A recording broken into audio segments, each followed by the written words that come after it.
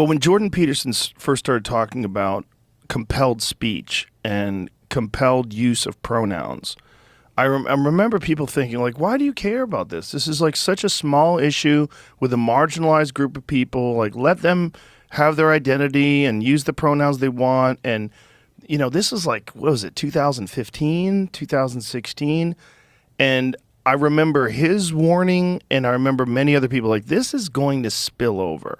Like this, if you can enforce this on a professor, and if you can enforce compelled speech, because Canada doesn't have the same free speech laws we do in America. Yeah. And if you can, like, where does it go? How are you compelling it? Well, it means through violence or through police or through the fear of being arrested, the fear of having your job taken away from you. Like, this is literally what happens when you use laws to compel people.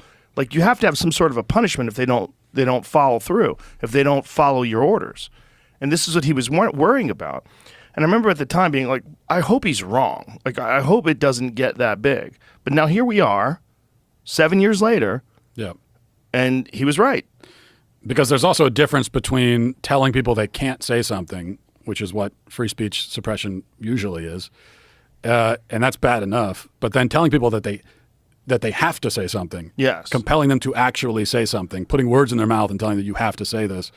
And it's not you know, pronouns. It's not a small thing, because when you use the she for a he, you're not only being forced to say something, but you're being forced to affirm and acquiesce to a claim that you don't agree with. You're being forced to express a belief that's not yours. I mean, it's like it's not much different from, you know, a dictatorship forcing someone to profess belief in a religion. You know, it's forced conversion, basically, is what it is.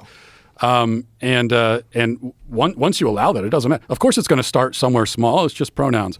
It always starts that way. But like I said, it's actually not small. Pronouns there's a reason why the left makes a big deal out of it.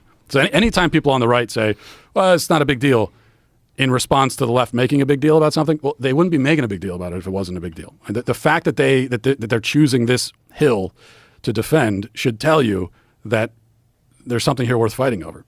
My kid was going to school with a girl who was a they, them. She decided she was a they, them. And she demanded that they talk in they, them way. Like, you had to use, when you were referring to her as a plural. This girl wore makeup, dressed like a girl, just decided that she was a they, them, and would get angry if you misgendered her and not calling her a plural.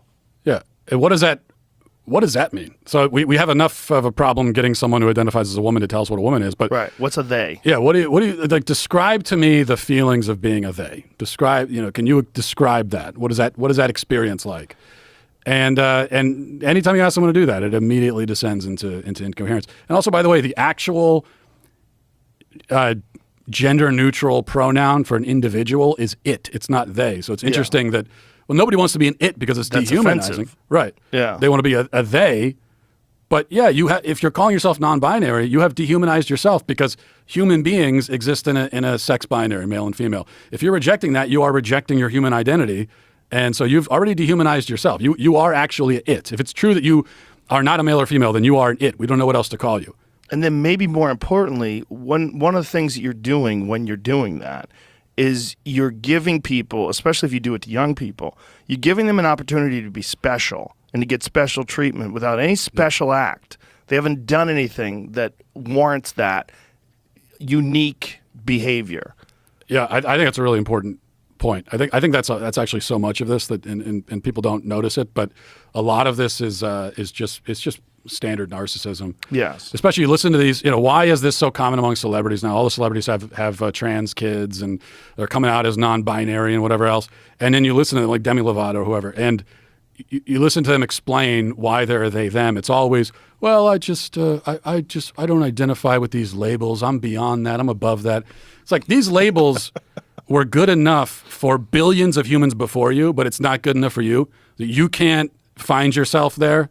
But all these other billions of human beings, it was fine. They had no problem. But you're so special that we need to change the rules of the English language for you specifically. It's incredibly egotistical. It's bizarre. It's like if you feel that you're different than everyone else, you're still a female. You're just a different human being who happens to be a female. If you're so unique, go prove it with your actions. Prove it with your work. Prove it out there in the world.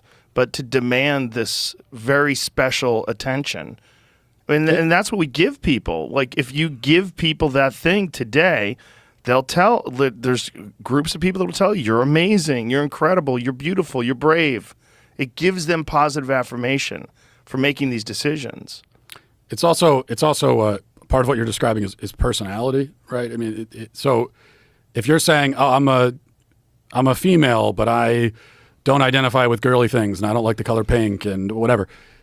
Okay, that's your personality, and it's fine. There are many ways to be a woman. There are many ways to be a man. There's like almost infinite ways of doing it because each man and woman has their own personality, their own perspective of the world, and that's fine. So I think that what I'm expressing is more the kind of traditional idea is much more expansive because it allows you as a man to just be who you are. You're still a man, but be who you are. The idea now is that if you're a man, but you have interests or ideas that fall outside of the standard norm, now you lose your manhood. You're actually a woman. So they're actually reinforcing the gender binary while trying to destroy it at the same time, which is interesting. But I think most of what they're trying to describe is actually just personality. Yeah. And now we have this situation where you could have a person who has 5 different genders and 6 sexual orientations, but no personality because their personality has been subsumed by all of these labels. They've categorized and labeled and everything, and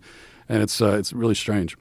The art exhibit recently where the girls threw soup on the Van Gogh. You know about that story? Oh, yeah. They asked, someone was interviewing them. Oh, Patrick Bet-David was interviewing them and asked them, can I ask what your pronouns are?